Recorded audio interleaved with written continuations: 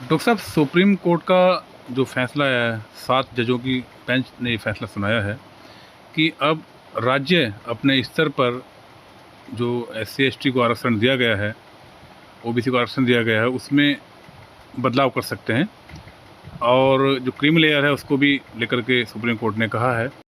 Supreme court के इस पूरे घटनाक्रम को डॉक्टर साहब आप कैसे और क्यों देखते हैं? सुप्रीम कोर्ट ने कल एक लैंडमार्क वर्डिक्ट दिया। कॉन्स्टिट्यूशनल बेंच ने 6/1, केवल एक डिसेंटिंग जस्टिस थे बेला त्रिवेदी, अदरवाइज 6 के 6 सुप्रीम कोर्ट जस्टिस ने यूनानिमसली डिसीजन दिया कि SC ST रिजर्वेशन में भी कोटा सिस्टम लागू किया जा सकता है।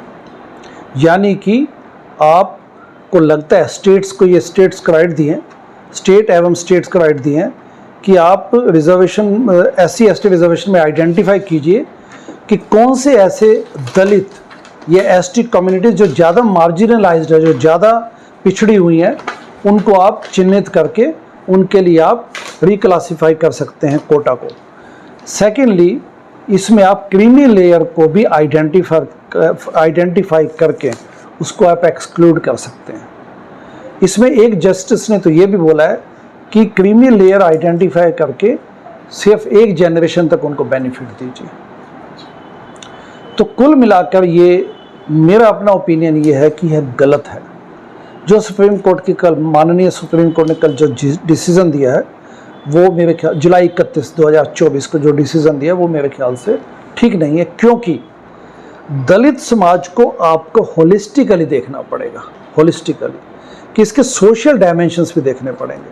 क्योंकि सुप्रीम कोर्ट ने कहा है, क्योंकि 2004 में जो एक वर्डिक्ट आई थी सुप्रीम कोर्ट की, चिन्नैया, EV चिन्नैया वर्डिक्ट, उसको इन्होंने ओवर रूल कर दिया है। यानी कि उसको उन्होंने साइड पर रख के एक नया वर्डिक्ट दिया।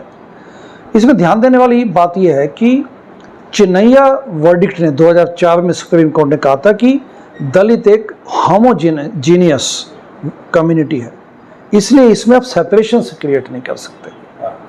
इस सुप्रीम कोर्ट ने अभी जो माननीय सुप्रीम कोर्ट की जो कॉन्स्टिट्यूशन बेंच है, इसने कहा कि नहीं, सुप्रीम कोर्ट ने कहा है, करंट सुप्रीम कोर्ट ने, कि SC ST कम्युनिटीज हेटेरोजीनियस वर्ग है, क्लास है। यानी कि उसमें अलग अलग किस्म के क्लासेस मिलते हैं, जिसमें कि कोई ज़्यादा पिछड़ा है, कोई कम पिछड़ा है, कोई ज़्यादा गरीब है, जो ज़्यादा मार्जिनलाइज्ड है, ऐसा इन्होंने बोला है।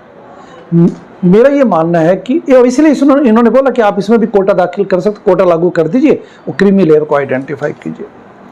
मेरा अपना ये मत है, और भारतीय लिबरल पार्टी और जो हमारे जैसे लोग जो सोशल जस्टिस पे काम करते हैं, हमारा यह मानना है कि दलित समाज को हिस्टोरिकली आपको एक ही क्लास में देखना चाहिए, क्योंकि उनके साथ वो दलित समाज हिस्टोरिकली सदियों से, शताब्दियों से वो वंचित है, पिछड़ा हुआ है एवं शोषित है, और एक स्टिग्मा उन पे अप्लाई किया। क्योंकि जब आपने खुद ही, एक हिंदू समाज ने, भारतीय समाज ने एक क्लासिफिकेशन जाति के नाम पे बना दी कि आप अपर कास्ट हैं, आप लोअर कास्ट हैं, आप अपर कास्ट हैं, हम लोअर कास्ट हैं।